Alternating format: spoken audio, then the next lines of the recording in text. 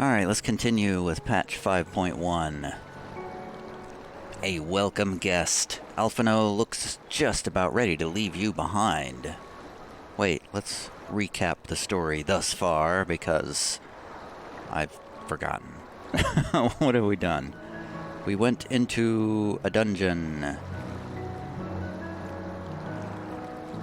We're looking for somebody who can transform souls into bottles so we can take them back to the first. Sheathing your weapons after fighting our way through the dungeon, we find ourselves in the presence of Beck-Lug, the Exarch's promised master of soulcraft. Though initially determined not to help you, the new Mo inevitably gives in to the inveigling words of your companions, and a deal is struck. The Exarch duly suggests you all retire to the Crystal Tower, where you may speak in private. You find Alphino waiting for you on the docks, the others having apparently gone ahead to the Crystal Tower. He confesses to feeling a slight pang of regret for his choice of words in persuading Beck-Lug, but quickly sets it aside, suggesting you hurry to join the others. Alphino looks just about ready to leave you behind. We mustn't...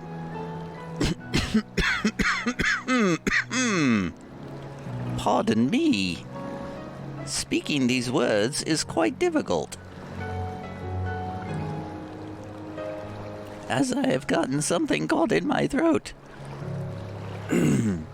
As I was saying, we mustn't dally here any longer, Tiav. That's not what I sound like at all. I sound like Chai... the Lady Chai, suddenly. We mustn't dally here any longer, Tiav. If Beck-Lug is to hear the truth of our travails in the first, you of all people should be present. Oh, that's it. And now we just teleport back to the Crystarium. Okay, I see how it is. Where's the Crystarium? There it is.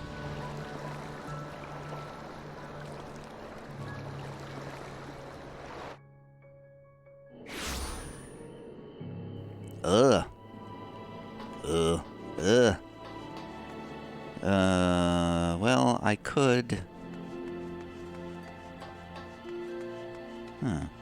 What does this unlock? I bet I could do that. Oh, okay. So you're not going to tell me what you unlock. Okay. Can I just walk away from you? I don't actually want to do this thing. I changed my mind. I thought it was going to pop up a thing that said that I could accept or decline. Wow, it just started it. It just started it out of the blue. Okay, okay. You know, every other quest in this game, it pops up a dialogue that tells you what it is before you can decide whether to accept or decline it. And that's what I expected was going to happen there, but that did not happen at all. So I have no idea what that quest is or what that's about. That's what I get for trying to look at things as I run past them. Never try to look at anything in this game. Just stay completely focused on the path ahead. And here we are, back in the Crystarium.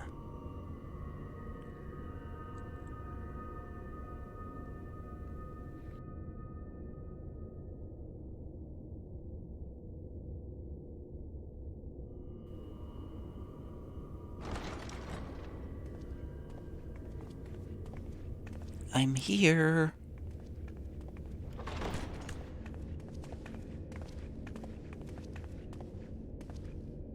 I'm sorry. You mean to tell me not only that the return of night was your doing, but that you hail from another world as well?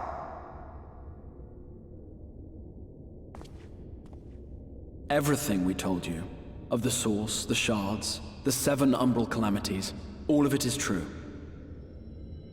I realize how fantastical it sounds, and I would not blame you for doubting our testimony. But given your expertise, you must surely have noted the peculiar nature of their souls. Any other time and I would have dismissed your stories as balderdash and flummery. But upon closer inspection, 'tis plain their souls are far denser than is normal. and that they do not possess true bodies.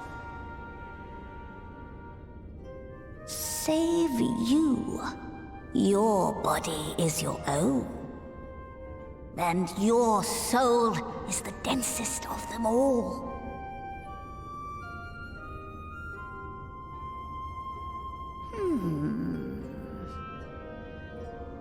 As I said before, were it not for their heroism, the skies over Norvrant would still be awash with light, the realm yet at the mercy of Vorthri and the Sinuters.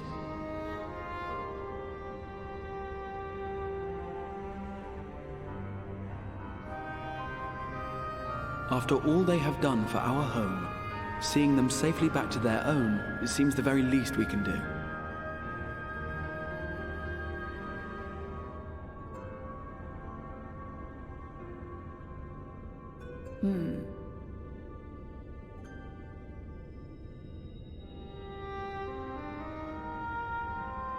Your tale is intriguing. Yes, very intriguing indeed. Simply to hear it is fitting payment in itself.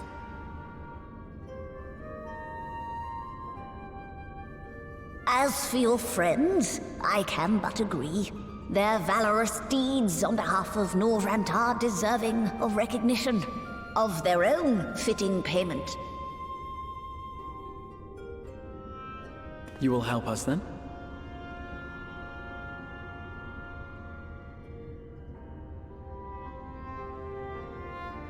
I will. I would see my knowledge put to good use for a change. I do have one condition, however. I am not the spry young Numo I once was. As such, I will require assistance in my fieldwork and testing. It would be our pleasure. We'll be laboring for our own benefit after all.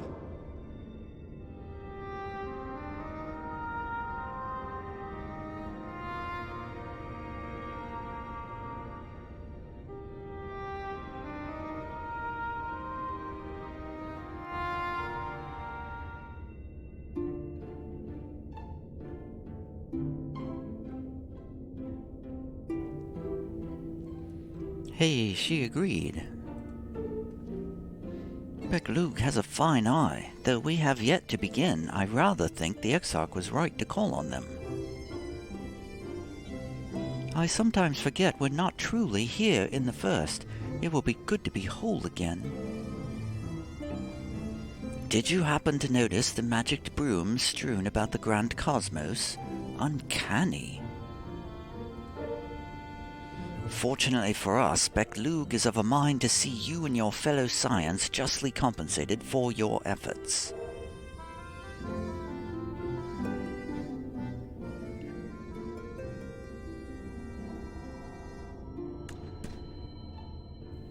You have spun quite a tale, but tell me, have you given any thought as to how you might return to your world?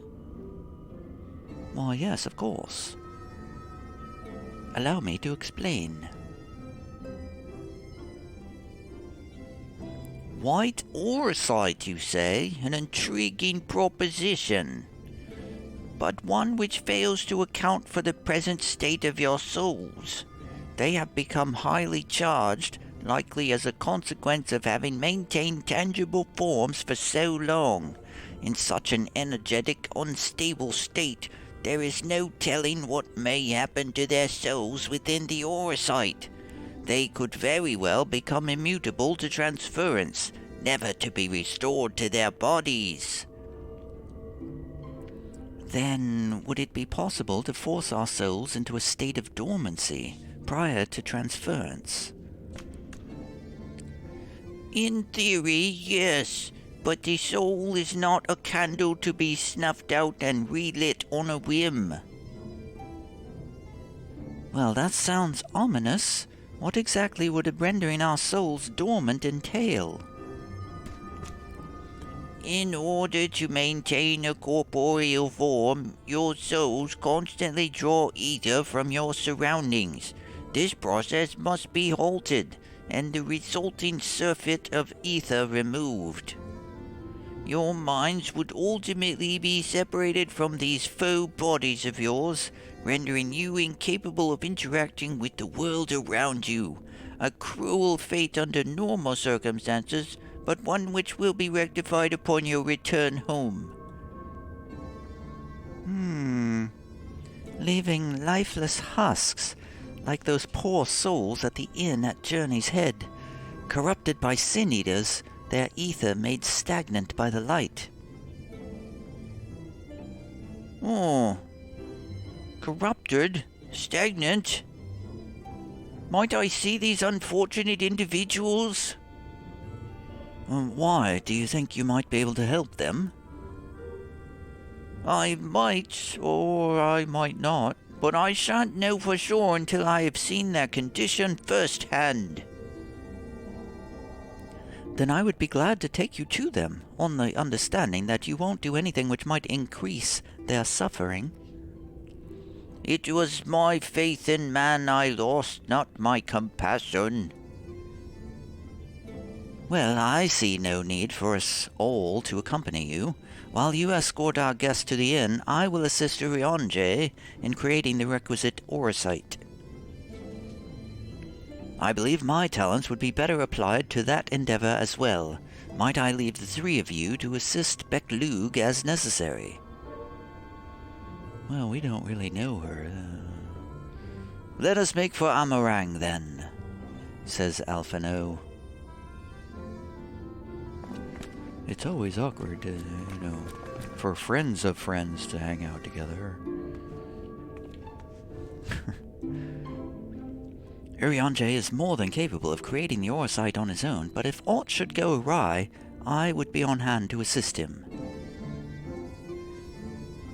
You just didn't want to go to the desert, did you, Ishtola? It pains me that there are those who yet suffer despite our victory over the light. We must hope a way can be found to help both them and our friends. Is that kid still there? I wondered about that kid. We must save the kid.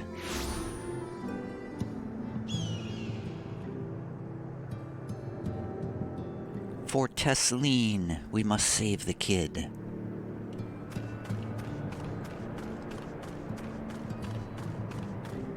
Halric, he's still just sitting there. He's just mumbling. Ah. The light is gone. I feel peaceful. Well, we helped a little bit.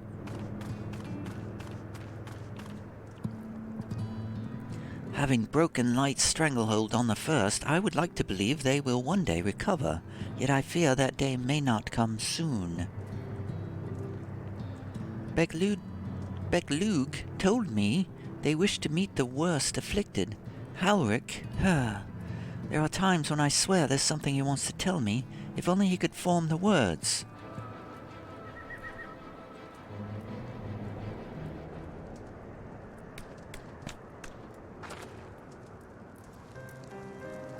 So this is Halric, is it? Yes, his etheric balance leans perilously toward the light. Toward stasis. What do you suppose will happen to him? Not too bright, are you, boy? The same as all poor souls corrupted by the light. He will become a sin-eater. You don't know that. We've defeated the Wardens and banished the light from the night sky. Halric was completely unresponsive before, but now...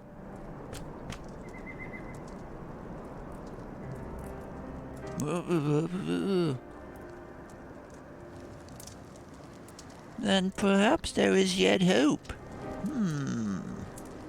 If I may, there is a treatment I wish to administer to the patients. What sort of treatment? In the course of my studies of the soul, I once created a tonic which could temporarily stimulate the ether in one's body. After some refinement, it came to be used by the Knights of Verbert. Then for far darker purposes. Lest it fall into the wrong hands, I swore never again to make it. But for their sakes, I will break that oath. It is not like to reverse the stagnation, mind you, but it should offer some measure of relief. Maybe we can bring him back to the first. To the source, I mean. Not the first. Come, let us see what effect my tonic will have on their ether, if any.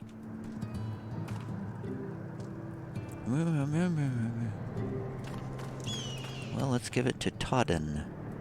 Wait, where are the other two? There's Alphino. And Alize. Leave this one to me, Tiof. Please let this work.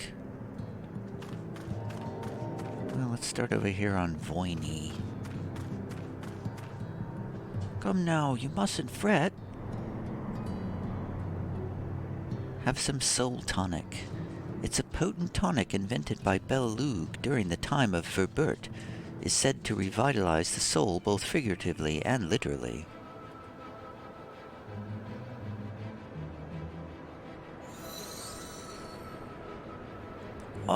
I feel warm, and my legs, they don't feel as heavy. Hey, we did it. Kind of. What made that sound?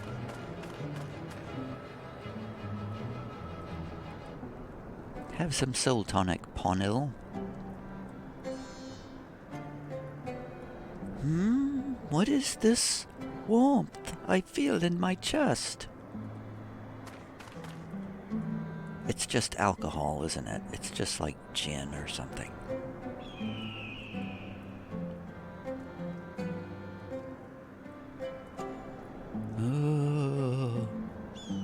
Todden stares blankly at you. It would seem the tonic has had no effect. Well, 2 out of 3 isn't bad.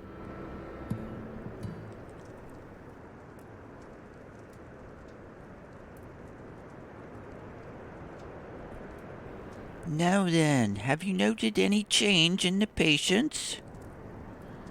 A notable rise in body temperature and increased motor function. In most of the patients, at least. The more severely afflicted ones show no response. Yeah, that's what I saw too. As I feared, then.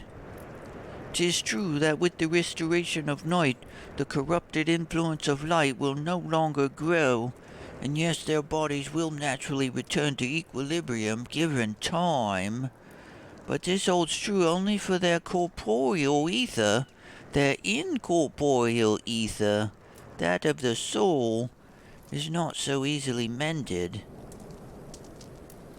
Which is why those in the later stages of corruption, like Hauric, appear unaffected by your tonic. Precisely. Poor Hauric. The boy's soul is too far gone, his mind held together by the finest of threads. There is a chance he may one day recover, of course, but it could take years, decades even. By the gods, he could wake to find himself an old man. A fine reward for his persistence, the opportunity to mourn the life he never had a chance to live. No, there must be something we can do. Look, I realize this is not why we petitioned your aid, but do you think it possible we can find a way to hasten their recovery? Maybe. Nor do I think it impossible that in treating them, we might learn something of relevance. Oh, yawn. This story is not very exciting. We might learn something of relevance to your own predicament. Also, it is horribly hot today. And it's just... I am so sleepy. A welcome guest. Quest complete. And once again, we bypass the food. Because it just clutters up our inventory. Did they just say what I think they said? Might there really be a way to help Halric and the others, and help ourselves in the process? Corporeal and incorporeal ether. I confess I have never had cause to make the distinction.